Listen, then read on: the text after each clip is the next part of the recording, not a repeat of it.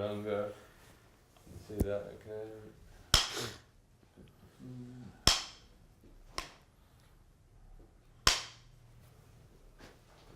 Okay, so 1 second, guys. Yeah, okay, so when you're ready, go for it. Well, welcome to our MOOC on the history and future of the United Nations. Right now I'm in discussion with Professor David Unger from the School of Advanced Study of Johns Hopkins University in Bologna. And I guess turning to you, David, our first question really is the pretty elementary one, fundamental one. What is the UN? Well, it's actually a deeper question than one might think, because it's an organization looking for identity and a second wind after the mugging it experienced at the hands of the US and the UK in 2003, when they went to war in Iraq despite the Security Council, something which wasn't supposed to happen. And now we're 13, going on 14 years on, and with a new Secretary General elect. So the UN is an organization looking to gather itself up and be relevant again. Okay, well, if it's going to gather itself up, it might be good for us all to recall where it came from and why. I mean, how did we end up with the United Nations? Well, the question really is, how did we end up with the United Nations organization? Because the United Nations was the name of the allies who were fighting fascism in the Second World War. And the idea was to create an organization which would avoid some of the factors which had led the League of Nations to fail. And the godfather of its architecture was the American President Franklin Delano Roosevelt. He, of course, powerful man, had draftsmen to draw up the actual charter and the rest of it, but it was his insights or his beliefs as to why the League had failed, and his efforts to create an organization which would work because it recognized the realities of power in the world today, which is embodied in the Security Council, its permanent members, and the veto, which is a recognition of geopolitical realities, which would not leave an organization that simply said wonderful normative things that nobody paid any attention to. But why do you think they bothered with another organisation? The League failed. Why not just go back to great power politics without this useless bauble? Well, I think the reason is evident when you think about it, which is to say that when you take millions of people through a destructive, bloody world war, you've got to promise them some hope of an organization which will preserve the peace without war in the future. And I think people wanted that, and Roosevelt was sensitive to that and wanted to create that. And in a more realpolitik way, he wanted to create a world order which would create a sustainable American hegemony in the post-war order. Well, looking at the inheritance, which is the UN Security Council and the role of the Permanent Five, Britain, United States, China, France, Russia, they sort of epitomize power politics at work in the world today. From your seat in the New York Times for many years, how do you see the UN Security Council functioning or not functioning? Well, I think it worked just the way it was designed to work, in a way, that although Roosevelt's early vision was not a bipolar world, not a Cold War, but keeping in being the Grand Alliance and the four policemen, they wouldn't have had all these detailed discussions about veto power if they thought it was going to work all that smoothly. So veto power was meant so that the great powers, and the great powers of that time, and it's been frozen in time since then, could protect their extended interests, their sphere of influence from international intervention, which was the quid pro quo for their accepting an international body with Chapter 7 enforcement powers at all. And I think that the United Nations was drastically changed by Truman's evolution from a one world collective security to a bipolar world Cold War. Changed the nature of it, but I think it responded according to the design, with the great powers blocking action, the Russian veto, the US veto, as necessary, and the others more rarely, to protect their interests. Then we had the end of the Cold War, and we had at least the early 90s when the P5 could work in tandem, and there was a possibility of a more robust United Nations. And this was the period of Kofi Annan as Secretary General, who was in many ways an ideal leader. He had had predecessors who believed in a more robust United Nations but wouldn't recognize the realities of the five great powers. He sort of did, but I think when he stood up for the organization in Iraq and for the Security Council and its prerogatives, he lost the necessary support of the United States, and essentially his effectiveness was destroyed by that, and the organizations as well. There's a lot of talk, particularly in the United Nations, about human rights. And the first public declaration for human rights comes from 26 countries making something often forgotten now called a Declaration by United Nations just after Pearl Harbor, New Year's Day, with Churchill and Roosevelt in the White House. And they make a declaration for human rights in their own lands and in other lands.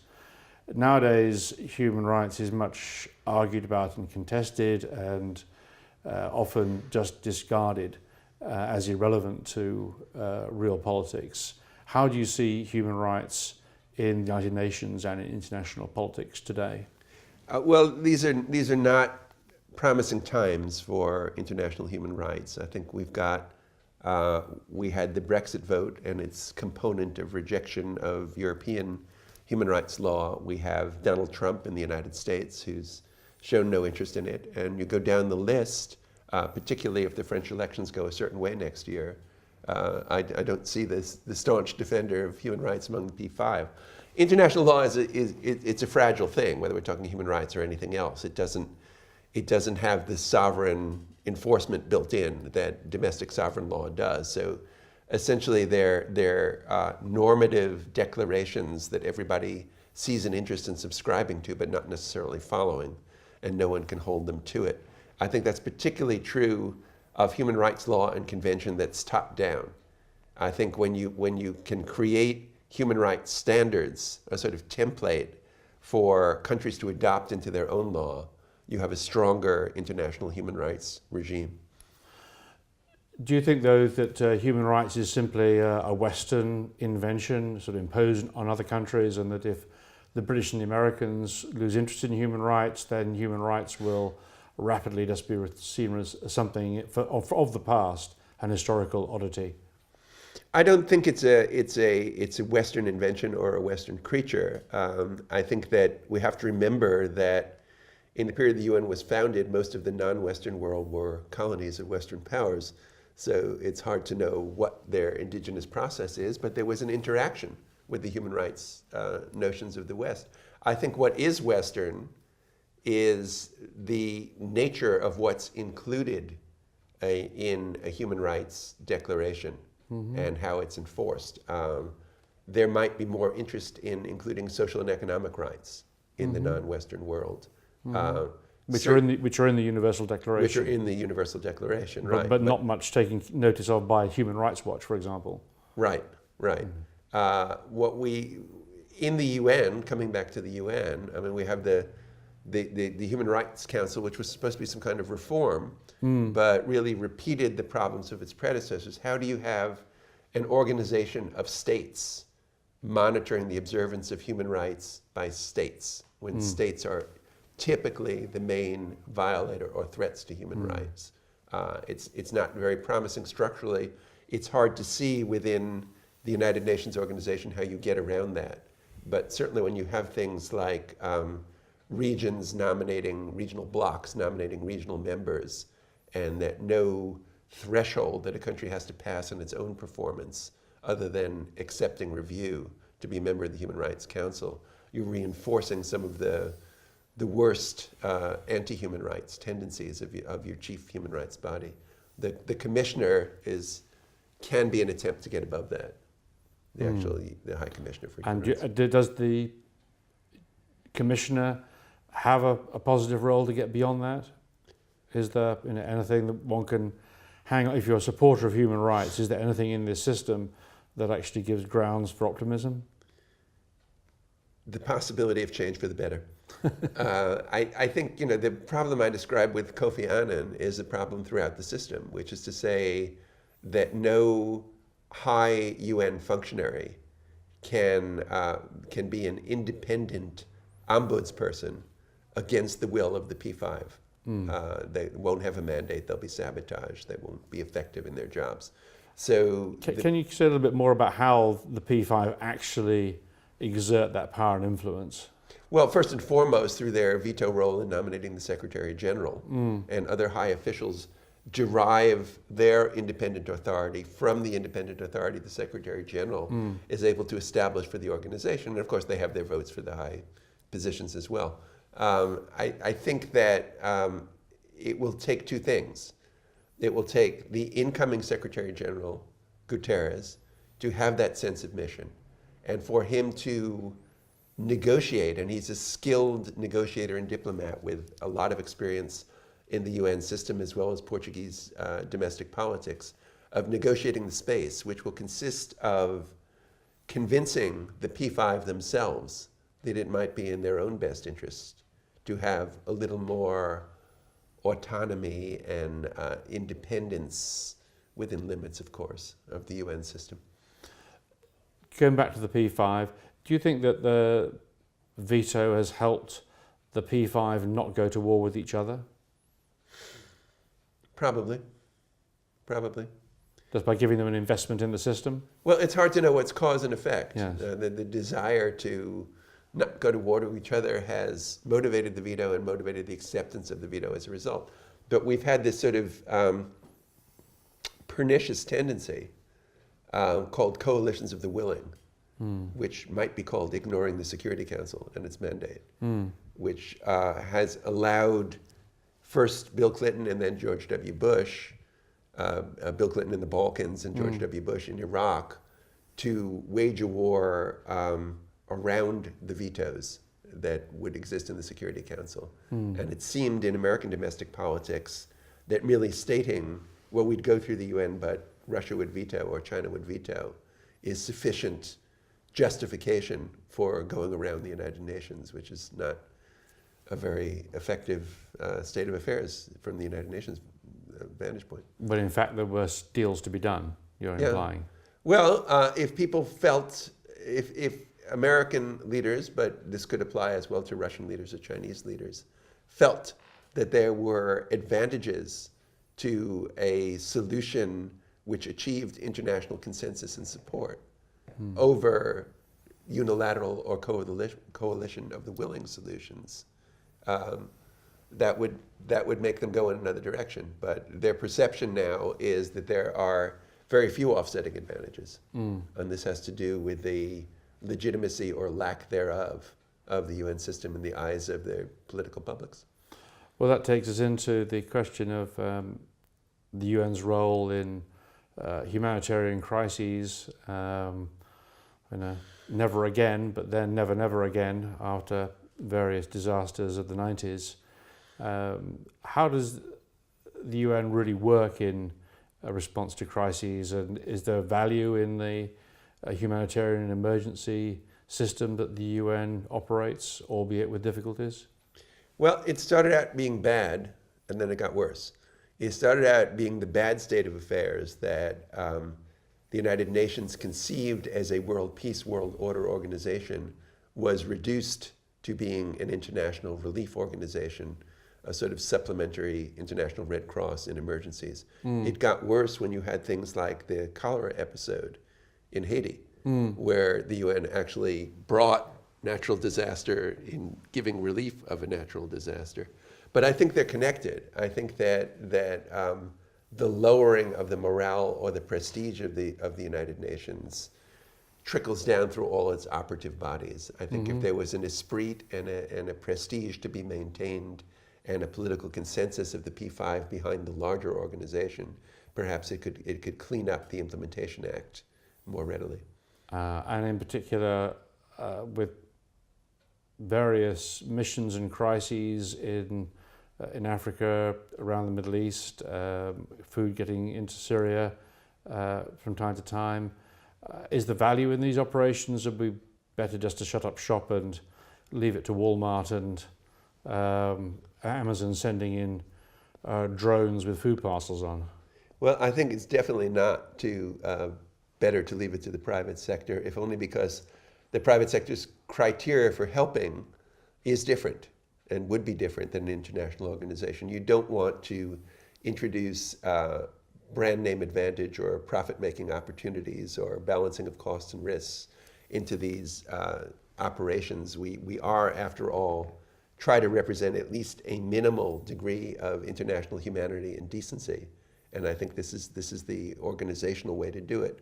But your question brings to mind that when we say relief organizations and humanitarian operations, rather, there are two categories here. That there is an earthquake, which is horrible and has its own logistic complications of getting in, and then there are war zones.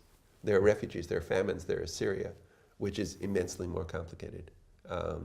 Getting to the question of just how you get the relief in at all. But then you look at probably hundreds of thousands of North Koreans would have starved to death without the World Food Organization. I suppose the counter argument is if enough of them had starved to death, they would have overthrown their regime, and that might have been a good thing. But I don't do that kind of moral calculus when people's lives are at stake. I think that, from relief organizations in Europe after the Second World War, through Palestine, through North Korea, through innumerable disasters, these organizations have been lifesavers and have operated where, in their absence, there might have been nothing else, and people would have died in large numbers. Well, that's a somewhat optimistic note. Leads us into thinking about the future of the UN, where we have a new Secretary General, and he may be having, but by the time we are live with this particular interview, we may have Marine Le Pen and, well, if not Theresa May, maybe Prime Minister Farage, Vladimir Putin, President Trump, and the Chinese Premier in the Security Council. What future then for Guterres and our hopes for a better UN? Well, that's certainly the question. I don't know. I don't know that, to be optimistic, or maybe a little bit of forced optimism, I think that Trump's desire to have America pay less of the bill for international operations might translate into a preference for doing things multilaterally than unilaterally, and therefore recognizing the value of the UN as a multiplier of dollars and effectiveness and letting it operate. Might get a little complicated when it comes to paying UN dues, but not necessarily. I think that Marine Le Pen has a very ambitious agenda, but certainly getting out of the EU and NATO, but I haven't seen the UN particularly on that list because France's P5 seat is a representation of a recognition of a defeated France as a great power and of the eternal glory of France, and I doubt that she's against that. The Chinese and the Russians obviously cherish their seats and the vetoes that come with them and the recognition of their great power status. So it's all negotiable. It's a tough world. It's a tough world we're moving into, and most of the leaders you mentioned are more nationalist than their predecessors, and the UN is about internationalism. So not to minimize the challenges, but it's all in what Trump would call the art of the deal, except it's Secretary General Guterres who's got to have to do the dealing. Well, I guess we wish him luck. Thank you, David. Thank you. How did that look for you? Fine, yeah. Flow. Sign up, okay. Yeah, cool. Flow, coherence, Real seemed all right? Yeah, this not over. Great.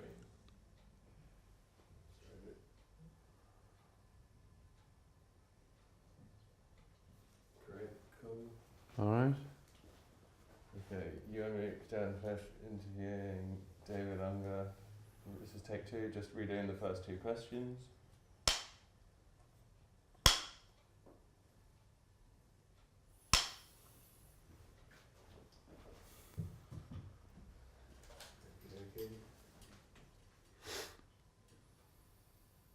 Okay guys, just when you're ready, go for it. Okay.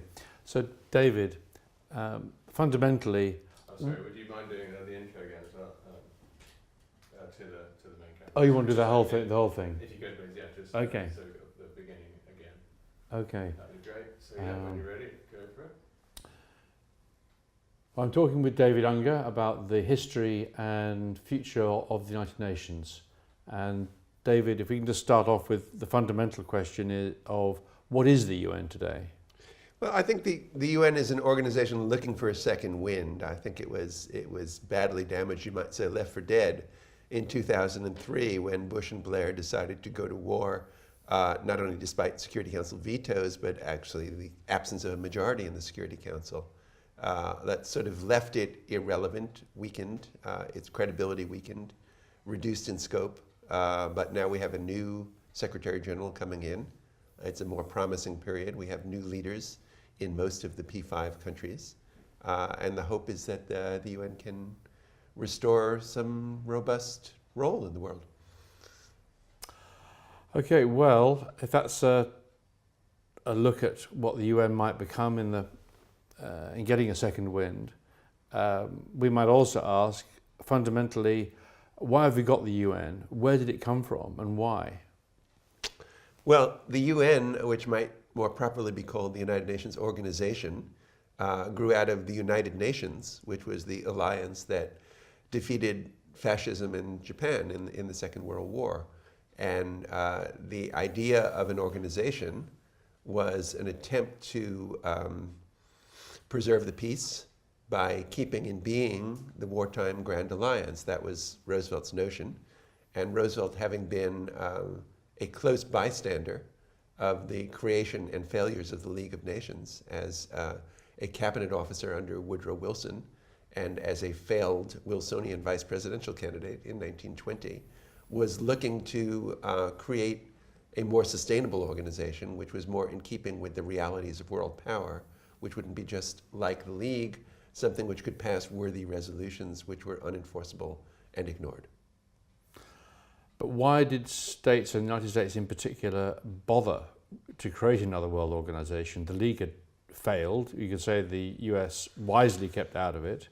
Why didn't they just, as it were, let us say, have a deal with the United Kingdom, as some people wanted, Cecil Rhodes' vision of an Anglo-American domination under the white man's burden?